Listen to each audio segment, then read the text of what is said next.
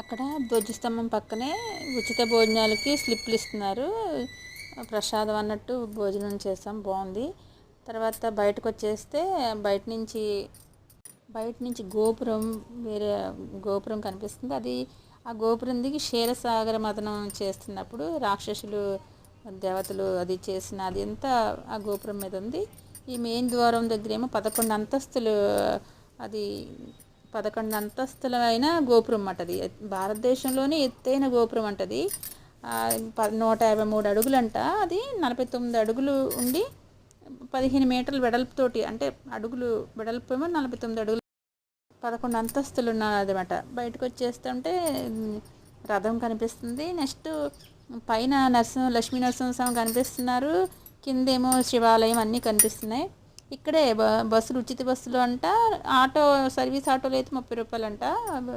మనం అవి నిండాలి, వెయిట్ చేసే శక్తి ఉంటే అట్లా ఉచిత బస్సులు ఉన్నాయి ఇక్కడ నుంచి మాట. మళ్ళీ ఇక్కడ నుంచి వాకబుల్ డిస్టెన్సే, బస్ స్టాండ్ దగ్గరే నడుచుకుంటూ వెళ్ళిపోయాం బస్ స్టాండ్కి. అక్కడి నుంచి ఆటోలో విజయవాడ. ఇక్కడ రైల్వే స్టేషన్ కొంచెం దూరంగా ఉంది, బస్ స్టాండ్ అయితే దగ్గర వాకబుల్.